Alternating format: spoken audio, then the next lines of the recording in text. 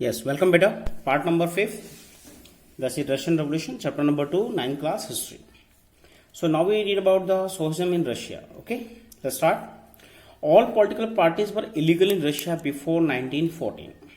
देखिए बेटा, मैं 1900 के आसपास पीछे पड़ा था कि इंडस्ट्री सेटअप हुई, छोटे मोटे रिवोल्ट हुए, छोटी मोटी स्ट्राइक्स हुई, right.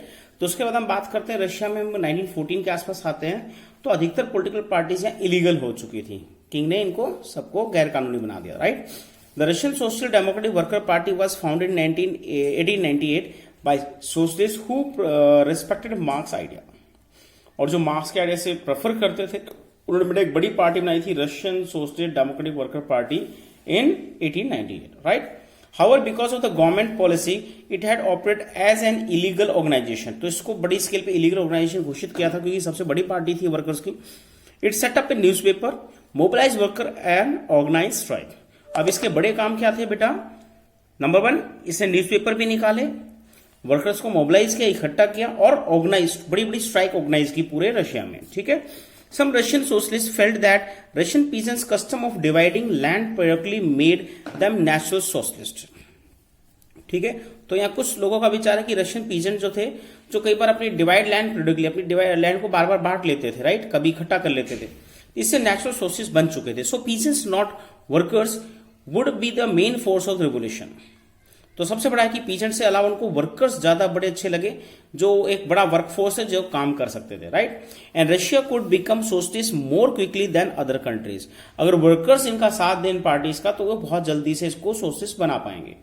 Socialist were active in countryside through the late 19th century. They form the socialist revolutionary party in 1900। ये पार्टी मोस्ट इम्पोर्टेंट बेटा नोट कर लेना, 1900 में बनी थी ये। And this party struggle for peasant, और इसने पीजेंट्स के लिए स्ट्रगल किया, कंट्री साइड में बनी गांव में, और इसने पीजेंट के राइट्स के लिए काफी स्ट्रगल किया।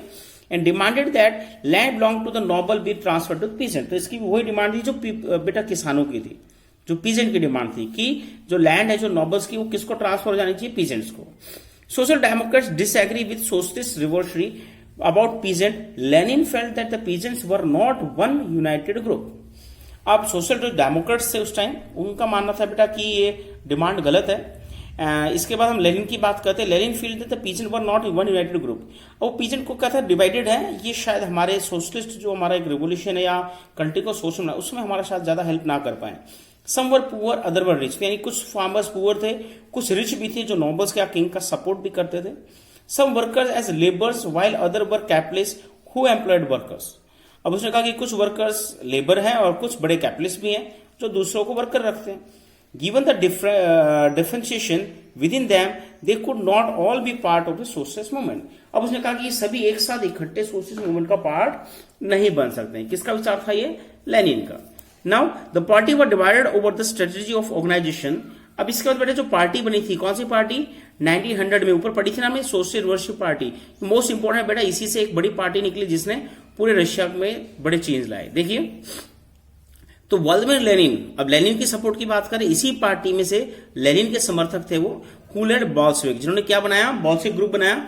Thought that in a repressive society like tsar Russia the party should be discipline and should control the number and quality of its member.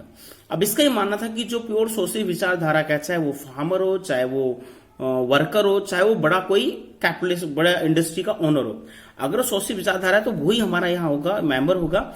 और इन्होंने अपनी जो मेंबर है उनकी क्वालिटी और उसके नंबर को कंट्रोल करना शुरू कर दिया, यानी रिस्ट्रिक्शन लगा दी कि हमारे मेंबर सिर्फ वही होंगे जो सोशलिस्ट विचारधारा को मानते हैं, ठीक है। दूसरी बात करते हैं बेटा अदर आर मेंसिविक। दूसरा जो ग्रुप बना जो बच गया, यानी इसके विचारक सारे इसके साथ चले गए समर्थक, राइट। अब अदर मेंसिविक की बात करें, thought that party should be open for all as in Germany. जैसा जर्मनी में सोशलिस्ट पार्टी थी तो इन्होंने भी मेंसिविक ने रशिया में यही किया कि हमारी पार्टी सबके लिए ओपन है, चाहे वो सोशल विचारधारा के हो या ना हो, राइट। तो ये दो तरह से डिवाइडिंग। और हम आगे चलेंगे बेटा, व्लादिमीर की जो पार्टी है लेनिन की बॉल्शेविक, इसका बड़ा रोल था। देखिए ए टर्बुलेंस टाइम इन 1905 रिवोल्ट। मैंने आपको पहले बताया था बेटा 1917 सीधी बड़ी रिवोल्ट नहीं, उससे पहले 1905 में रिवोल्ट हुई थी, राइट। देखिए तो रशिया वाज एन ऑटोक्रेटिक, यहाँ ऑटोक्रेसी थी। ऑटोक्रेट मीन्स राजा का रूल था। Unlike the other European rulers, even at the beginning of 20th century, the Tsar was not subject to parliament. बाकी अदर बेटा जो यूरोपियन कंट्री थे थोड़े दिमागदार थे। सबसे हम यूके की बात करते हैं, इंग्लैंड की, उसका बता देता हूं। बेटा वो इतना समझदार देश था, उसने टाइम टू टाइम थोड़ी बहुत पावर शेयर करते रहे और अपनी किंगशिप को बचाए रखा। पर हम इसकी रशिया की बात करें तो यहाँ जो जार था बेटा, जार निकोलस II, वो बहुत एक बार था पूरा क्रूर रूलर था, राइट। तो इसने अब तक बेटा ये पार्लियामेंट के अंडर या कॉन्स्टिट्यूशन के अंडर नहीं था। और 20th सेंचुरी तक बेटा पूरे यूरोप में बड़े बदलाव आ चुके थे, बता रहा हूं 20th सेंचुरी तक, बट यहाँ पे कोई बदलाव नहीं आए थे। देखिए आगे चलने से पहले एक बॉक्स है बेटा, यहाँ अलेक्जेंडर शेपलर ने भी दिया है बेटा, मीटिंग्स कैसे ऑर्गेनाइज थी उसका एक देख लेना एक बार, ज्यादा इंपॉर्टेंट नहीं है। यस, आगे देखिए। तो अभी भी बेटा जो जार निकोलस II था वो पार्लियामेंट के अंडर नहीं था, राइट।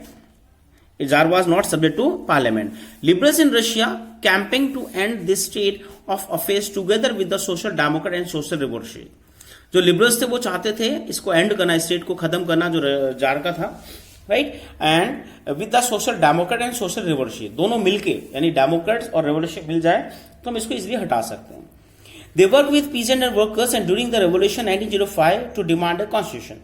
अब देखिए बेटा इसको नोट करना, 1905 जो रिवोल्ट हुई थी उससे पहले उन्होंने एक बड़ी डिमांड रखी कॉन्स्टिट्यूशन की, संविधान की, और जार ने इसको नहीं माना। देखो, they were supported in the empire by nationalist in Poland for instance and Muslim dominated areas jadidist. अब इनको दो जगह सपोर्ट भी मिला बेटा। पहला हम बात करते जो नेशनल लीडर थे पोलैंड में, उन सब ने इनको सपोर्ट किया, और मुस्लिम डोमिनेटेड साउथर्न रशिया के बड़े एरिया जहां मुस्लिम ज्यादा हैं, areas by jadidist who wanted modernize Islam to lead their society.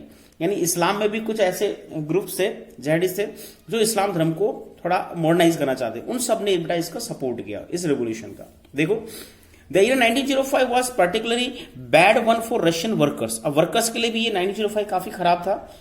And price of essential good are rose and quickly and the real wages decline by 20%. The membership of worker association rose dramatically, and when 4 members of the Assembly of Russia workers, which had been formed 1905, were dismissed at the Pitilov Iron Works, there was a call of industrial action. बेटा ये इसका current cause था उस time 1905 revolt का, फिर repeat कर रहा हूं। तो देखिए यहाँ पहले तो कंडीशन की खराब थी, प्राइस बढ़ रहे थे, ओके, वेजेस 20% कहीं ना कहीं डिक्लाइन कर दिए, प्राइस बढ़ गए, डिक्लाइन हो गए wages, right.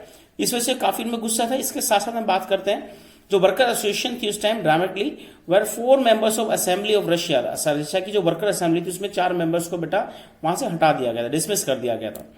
पिटिलोव iron work here was a call of industrial action. तो इसी बात हम कहते हैं बेटा पिटिलोव आयरन वर्क में एक कॉल फॉर इंडस्ट्रियल एक्शन, यानी पूरी इंडस्ट्री ने इसके अगेंस्ट एक एक्शन का कहने के हम कहते हैं डिसीजन लिया।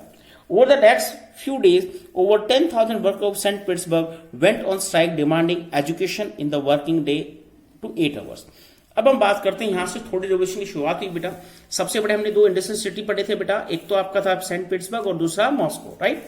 तो सेंट पीटर्सबर्ग की बात करते हैं, 10,000 वर्कर्स ने बेटा स्ट्राइक कर दी। अब इनकी डिमांड देखिए बेटा, डिमांड कैसे बदली। अब इन्होंने एजुकेशन की डिमांड रखी कि हमारे बच्चों को और हमें एजुकेशन चाहिए, फिर वर्किंग आवर्स को रिड्यूस करके 8 आवर्स किया जाए, एंड इंक्रीज इन वेजेस, और इसके साथ वेजेस बढ़ाए जाए, इंप्रूवमेंट इन वर्किंग कंडीशन, और हमारी जो इंडस्ट्री में वर्किंग कंडीशन उसको इंप्रूव किया जाए। ये 5 से डिमांड रख के इन्होंने स्ट्राइक शुरू की, ठीक है, इसको नोट करना। Then when the procession of workers led to father Gapon, अब इसके बाद कहते हैं जनवरी आ गई बेटा, 1905 में शुरू हुआ था ये, जनवरी 22 जनवरी की बात करें, यही प्रोसेशन बेटा इसको लीड किया फादर गैपन ने। इसको नोट करना, वन वर्ड में बहुत बार आता है बेटा। Reach the winter palace, it was attack by police and Cossack होता है घुड़सवार, तो इन लोगों ने अटैक किया। Over 100 workers were killed and about 300 wounded, 100 के आसपास मारे गए और 300 घायल हुए। And the incident known as bloody Sunday, इस इंसिडेंट को क्या कहा हमने, ब्लडी संडे। नोट कर लेना बेटा, 22 जनवरी 1905, बुक में डेट नहीं दी है, प्लीज इस डेट को नोट कर लो, ओके। कब है ये, 22 जनवरी 1905। इसको क्या कहा, ब्लडी संडे, क्योंकि संडे था तो इसका नाम दिया उस टाइम ब्लडी संडे, राइट, खूनी Sunday. Started a series of event that become known as 1905, और जब ये बेटा बड़ा इंसिडेंट हुआ, इतने लोग मारे गए, तो यहीं से हम बात करते हैं बेटा छोटे इंसिडेंट शुरू हुए, और इसी को 1905 रिवोल्ट कहा गया। देखो, strike took place all over the country, पूरे कंट्री में स्ट्राइक शुरू होगी सेंट पीटर्सबर्ग में ये घटना होती, and universities close down, students ने यूनिवर्सिटीज बंद करा दी, स्टूडेंट बॉडीज स्टेज वॉकआउट, अधिकतर स्टूडेंट वॉकआउट कर गए बेटा, complaining about the lack of civic liberty. अब लोगों ने डिमांड बढ़ा भी, देखो अब सिविक लिबर्टी, सिविल लिबर्टी की डिमांड आ गई, लॉयर्स, डॉक्टर, इंजीनियर सब बेटा इसके अगेंस्ट आ गए, right. Other middle class work establish the union of union, अब इन्होंने देखिए काम किया, इन्होंने अपनी एक यूनियन ऑफ यूनियन बना डाली, और इन सारी डिमांड्स को मनवाने के लिए उन्होंने एक डिमांड रखी, दैट इज कॉन्स्टिट्यूएंट असेंबली। आ गया समझ? तो लास्ट मैंने संविधान की सभा की घोषणा कर दी कि हमें एक चीज चाहिए, दैट इज कॉन्स्टिट्यूएंट असेंबली। हमारे संविधान में रूल रेगुलेशन बने और उसके अकॉर्डिंग कंट्री चले, ठीक है। और हम बात करें बेटा इस डिमांड के पीछे सारी डिमांड अपने आप काउंट हो जाएगी। देखो during 1905 the tsar allowed the creation of elected consult parliament of Duma. अब जार देखो स्टार्टिंग में मान गया, बहुत हम कहते हैं दिमागदार आदमी था, तो उसने मान लिया चलो हम क्रिएट करते हैं कंसल्ट पार्लियामेंट ऑफ ड्यूमा। उसको ड्यूमा कहा से कॉन्स्टिट्यूएंट पार्लियामेंट को क्या कहा? Duma. For a brief while during the revolution and there exists a large number of trade union and factory committees made up the factory workers। तो हम बात करते बैठे थे कि ब्रीफ दिया उस टाइम, हाँ ऐसा हो जाएगा। There exist a large number of trade unions and factory committees made up of the factory workers. तो काफी बड़ी ट्रेड यूनियंस और फैक्ट्री कमिटीज उस टाइम थी। After 1905 most committees and union work unofficially. अब देखिए इन्होंने ड्यूमा तो एक्सेप्ट कर लिया, बट इसके साथ बेटा इसने जो बड़ी बड़ी ट्रेड यूनियन कम्युनिटीज थी उन सबको बेटा अनऑफिशियल घोषित कर दिया। इलीगल है क्योंकि ड्यूमा बन चुकी है, अब आप लोगों का कोई काम नहीं।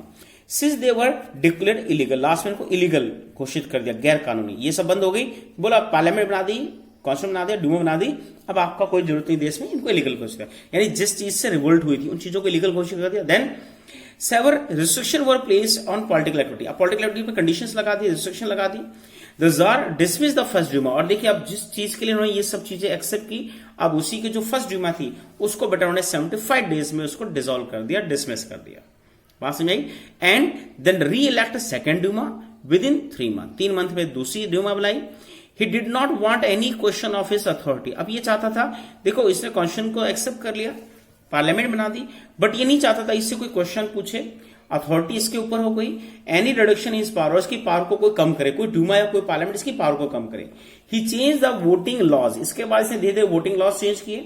Pack the third Duma. और इसके बाद जो तीसरी ड्यूमा, देखिए 75 दिन फिर 3 महीने उसके बाद एक और तीसरी ड्यूमा बनी विद कंजर्वेटिव पॉलिटिक्स। तो सेकंड ड्यूमा को भी इसने फिर डिसॉल्व किया और लास्ट में थर्ड ड्यूमा जो बनाई उसमें हम बात करते हैं बेटा कौन आगे?